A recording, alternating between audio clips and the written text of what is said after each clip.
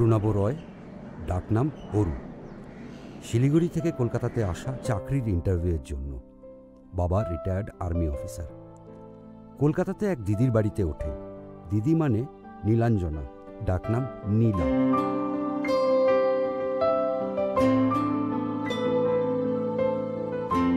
ওরা শিলিগুড়িতে বড় হয়েছে একসাথে, কারণ নীলার বাবাও আর্মি অফিসার।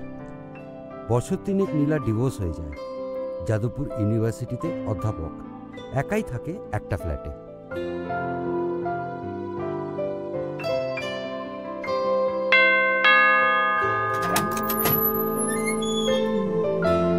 কেমন আছিস? কতদিন পর দেখলাম তোকে, আয় আয় জলদি আয়। কতদিন পর দেখলাম তোকে, বলতো তুই কিন্তু একদম একরকম আছিস। হাইটে একটু লম্বায় বেড়েছিস, আর কিছু না। তুমিও একই রকম আছো, শুধু একটু মোটা হয়ে গেছো। তো তোমাকে জ্বালানোর জন্য চলে এলাম। আচ্ছা, বলছিলাম যে তোমার কোনো অসুবিধা হবে না তো?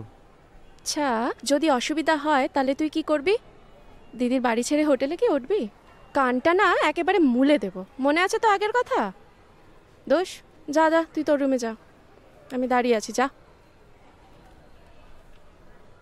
ওই একটা কারণে তোমাকে খুব ভয় পেতাম আমি, ওই জন্য খাটিতলায় লুকিয়েও থাকতাম। এখনো মনে আছে তোর সব? আচ্ছা, পটি করবি? না, ট্রেনে সেরে এসেছি। বাহ, তাহলে ব্রেকফাস্ট কিন্তু রেডি। হ্যাঁ, সব ঠান্ডা হয়ে যাবে, কফিও তাড়াতাড়ি চলে আয়। ওকে।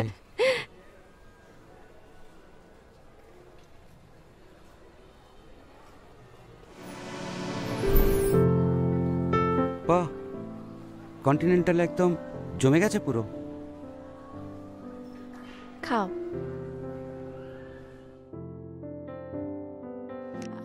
আচ্ছা, বাড়িতে ব্রেকফাস্টে তুই কি কি খাস? I mean generally. অ্যাকচুয়ালি বাবা যেহেতু হাত রুটিটা পছন্দ করে, তাই ওটাই স্ট্যান্ডার্ড। আর দুপুরে ভাত যা হয় আর কি। আচ্ছা, সেই জন্যই তুই এখনো এত রোগা। বাট আনফর্চুনেটলি আমার এখানে কিন্তু হাত রুটি চলবে না। তবে সামনে একটা দোকান আছে, সেখান থেকে কিনে নিতে পারিস। বলছিলাম, ম্যাটার অফ 8 to 10 days, তুমি এসব নিয়ে আর বদার করো না তো। তুমি বলো তুমি ইউনিভার্সিটি কটায় যাবে? জেনারেলি আমি ওই 11টা নাগাদ যাই। হুম। তবে আজকে 2টোর পর যাব। এতদিন পর আমার ভাইটা এসছে, নিজের হাতে তো রান্না করে খাওয়াবো, তাই না? আচ্ছা, এনিওয়ে, কাকু কাকিমার কি খবর বলতো? আর দিদি কোথায় আছে, কেমন আছে? বাবা তো একদম ফিট। মায়ের তো কিডনির প্রবলেমটা ছিলই, সেই জন্য এখন ডায়ালিসিস চলছে। দিদি জামাইকে নিয়ে গুজরাটে সেট আপ হয়ে গেছে। আর বাকি তো শেয়ার কি আর বলবো। বাই দ্য ওয়ে, তুমি এত কিছু করতে গেলে কেন? আমার আলু সিদ্ধ, ডাল, ভাত আর ডিম ভাজা হলেই চলে যাবে। ইনফ্যাক্ট আমি নিজে বানিয়ে নিতে পারি।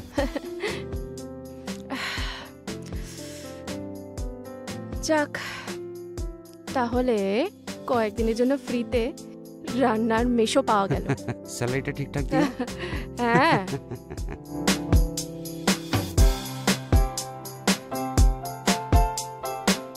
নীলদি, নীলদি। হ্যাঁ রে, কিচেনে আছি। ও যাচ্ছি, দাঁড়ো। বাহ, দারুণ গন্ধ ছাড়ছে। কি বানাচ্ছো? এই তো মশলা দিয়ে চিকেনটা ম্যারিনেট করব, তোর জন্য বিরিয়ানি বানাবো। ওকে। অ্যাজ আই রিমেম্বার, তুমি চা করতে গিয়ে হাত পুড়িয়ে ফেলেছিলে। এখন সেই মেয়ে বিরিয়ানি বানাচ্ছে। ইয়েস, একা মানুষ অনেক কিছু শিখে নে, তা জানিস তো। আর তাছাড়া ইউটিউব জিন্দাবাদ, সব কিছু ইউটিউবে আসে। এখন আমি রীতিমতন শেফ, বুঝলি? তো তোমায় একটু হেল্প করতে পারি? তুই? হ্যাঁ, মাকে হেল্প করতে করতে শিখে গেছি। ওকে, তালটা রেখে আসি। একদম।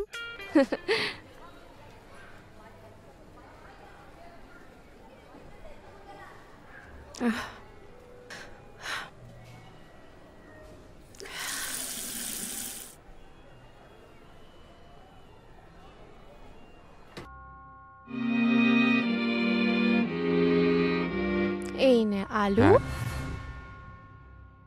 আর ডিম, নে চল।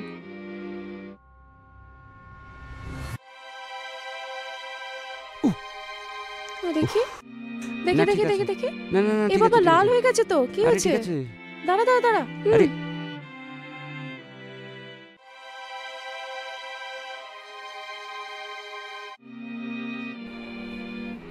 আরে ঠান্ডা জলে হাতটা দে হ্যাঁ অ্যাটলিস্ট। ঠিক আছে, ঠিক আছে, দিচ্ছি। ঠিক আছে, ঠিক আছে, ছাড়ো। ঠিক আছে তো, শিওর তো?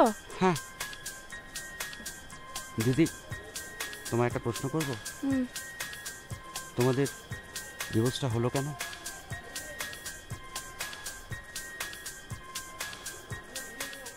আমি না বরাবরই ফ্রি মাইন্ডেড।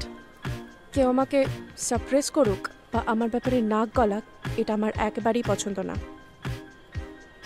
সরি দিদি, তোমাকে প্রশ্ন করাটা উচিত হয়নি, ছেড়ে দাও। কেন রে? আমি তো সেটাই বলছি, তুই কি ভাবলি? আসলে আমার হাজবেন্ড না আমার প্রতি খুব পজেসিভ ছিল। মেবি আমাকে খুব ভালোবাসতো হয়তো। রোজ রোজ এই ধর আমার ফোন কল চেক করা, চ্যাট পড়া, রোজ রাতে আমার সাথে না ঝগড়া করতো। আমাদের মধ্যে সেরকম কোনো ফিজিক্যাল রিলেশনও ছিল না প্রায়। দিদি জল কলের। Oh sorry.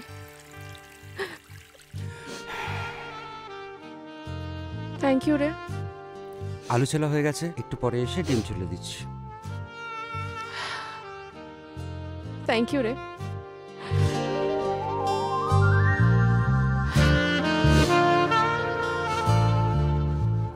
দিদি না না না, আরে না। এইটুকু।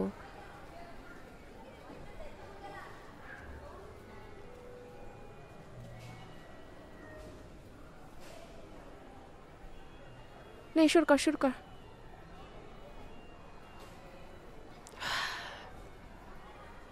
দিদি তোমাকে না আজকে ভীষণ সুন্দর লাগছে।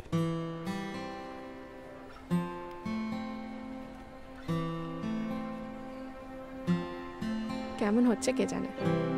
যা হয়েছে খেয়ে নে। হ্যাঁ চমৎকার, খুব সুন্দর হয়েছে, অপূর্ব গন্ধ।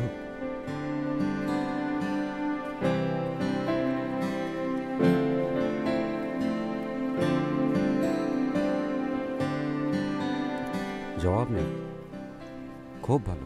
আও নে।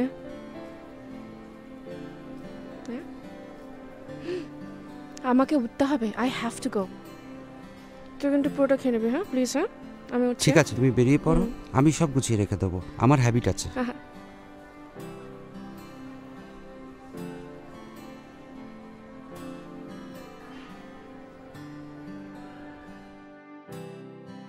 কিরে দিদি রান্নাটা তাহলে ভালোই খুব হয়েছে বল? ভালো হয়েছে, anyways, if you need anything feel free to call me, okay? একদম। আমি এনি হাউ 5:40 মধ্যে চলে আসবো। দুর্দান্ত লাঞ্চ করলাম, ট্রেনে তো একদম ঘুমাইনি কালকে রাত্রে, এবার ফাটিয়ে ঘুমোবো। একদম। হ্যাঁ চল আসছি। হ্যাঁ বাই বাই। বাই।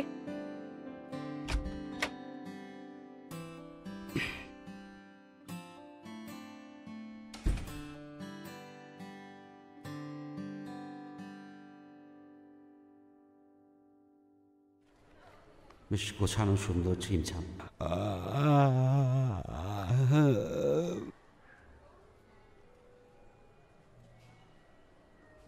দিদি পোশাকটা এরকম কেন পরে? কিরম যেন একটা অদ্ভুত লাগে। কি জানি, একা বাড়িতে থাকে তাই এরকম খোলামেলা পোশাক পরতে ভালোবাসে।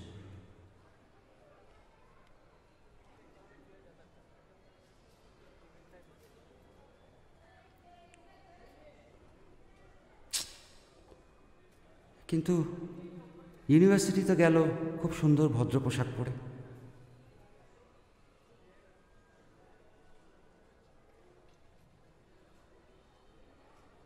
আমি কেন এসব ভাবছি, ছি।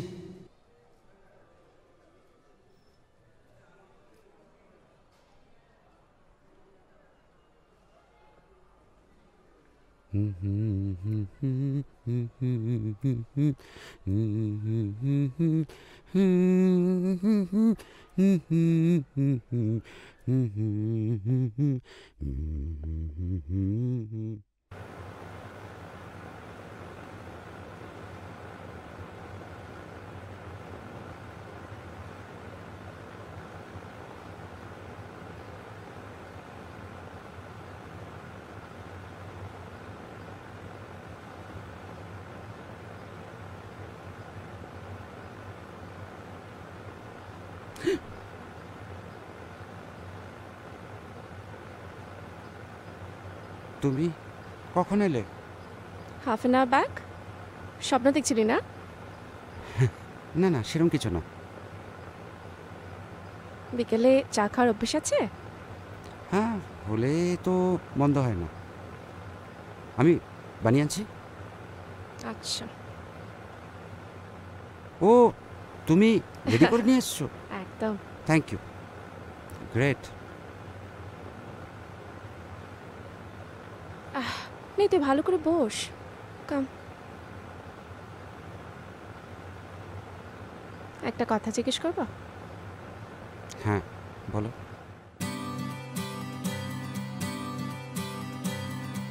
তোর গার্লফ্রেন্ড নেই?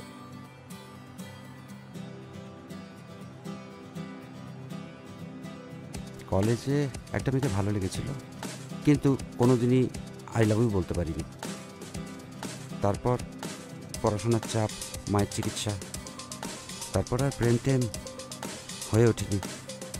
বাই দ্য ওয়ে, চাটা খুব ভালো হয়েছে। দার্জিলিং টি। চাটা শেষ কর।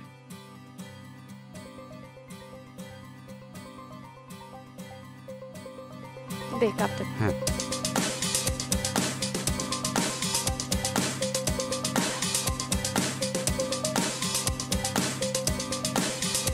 আজ পার্টি মুডে? আরে অনেকদিন আগে আনা ছিল, একা একা না খেতে ভালো লাগে না, তাই আজ পুরোনো মানুষ পেয়ে মনে হলো একটা ওয়াইন খেতে খেতে নস্টালজিক হলে মন্দ হয় না। এই রাতে চাইনিজ খাবি?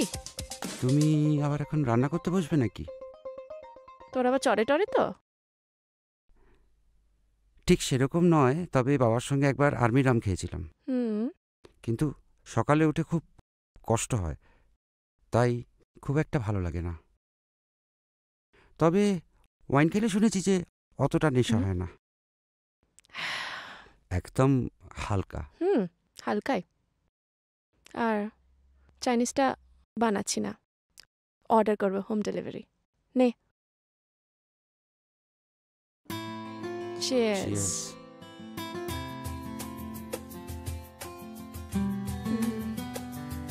এই প্লিজ একটু চিপসটা নিয়ে বাবা, please please. Okay. Too good না? ইয়া।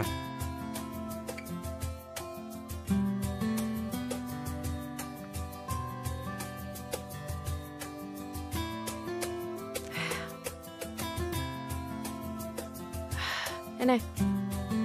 Thank you. হুম। কালকে তোমার কটায় ক্লাস? এই 12টা নাগাদ পৌঁছাতে হবে বুঝলি। আমরা একটু আগে খেয়ে নেবো, সব সময় মতন খেয়ে। হ্যাঁ, কালকে আমার একটু কাজ আছে, লাঞ্চের পরে কাজগুলো আমি সেরে নেব। ব্রেকফাস্টে কি খাবি বল? লুচি?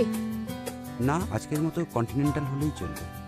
তুই তখন না অনেক ছোট জানিস তো, ক্লাস 6 কি 7-এ পড়িস।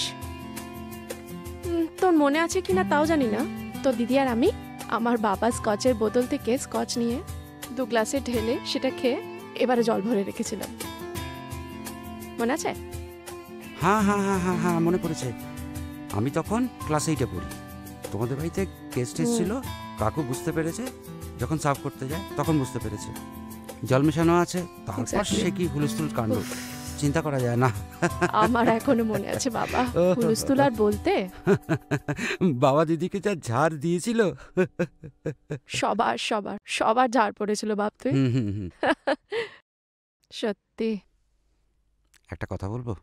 বল না। তোমার এই এত বড় বাড়িতে একা থাকতে কষ্ট হয় না? আসলে কি বলতো, অভ্যেস হয়ে গেছে। তোমার তো অল্প বয়স, একটা বিয়ে করলে তো পারো। ভয় করে রে, আবার যদি একটা দানব জোটে কপালে, বারবার ডিভোর্সের যন্ত্রণাটা না মেনে নেওয়া খুব কঠিন। তার থেকে একাকিত্ব কিন্তু স্বাধীন জীবন আমার যে অনেক পছন্দ।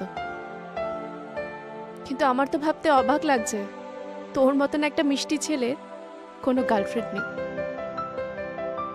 এই শোন, তুই স্ট্রেট তো?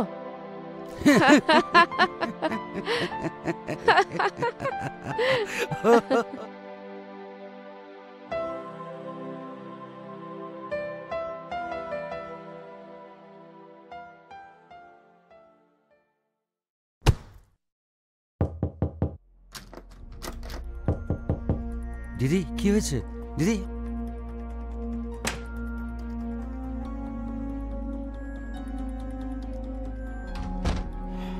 এভাবে পড়ে গেছে মাটিতে, কিন্তু আমি তো ঢুকতে পারছি না ভিতরে, সম্পূর্ণ নগ্ন।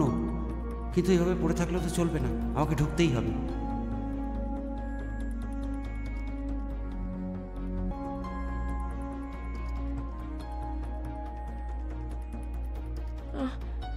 ব্যথা। কিন্তু দিদি তুমি তো এখানে থাকতে পারবে না, একটু একটু কষ্ট করো। আস্তে আস্তে দিদি, একটুখানি।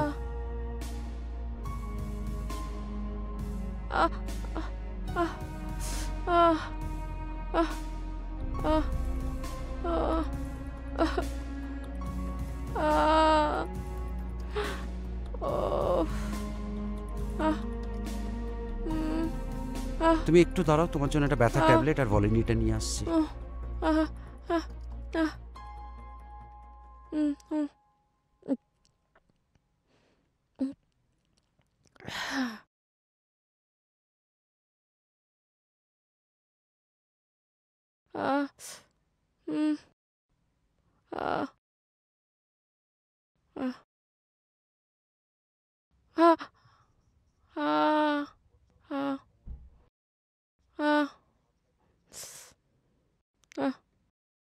দে না, একটু ভালো করে ছুঁয়ে দে, একটু দে না, ব্যথাটা কম হচ্ছে।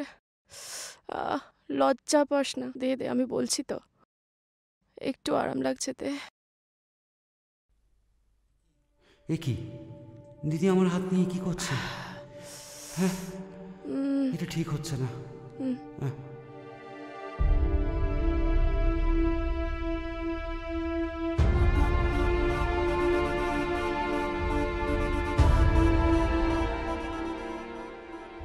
ছি ছি ছি, এ আমি কি করলাম? শেষ পর্যন্ত দিদির সঙ্গে।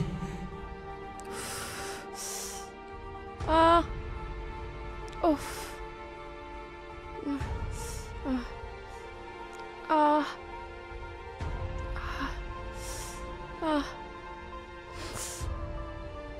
উফ।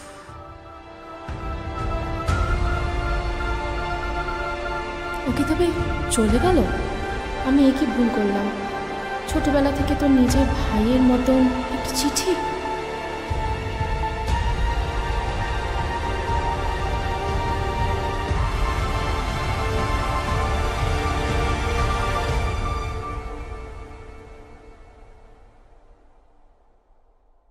তুমি আমাকে ক্ষমা করে দিও, আমি নিজেকে কোনোদিন ক্ষমা করতে পারবো না। আমি যা করলাম তোমার সঙ্গে, তোমার সামনে দাঁড়ানো তো দূরের কথা, আমি তোমাকে কখনো মুখও দেখাতে পারবো না।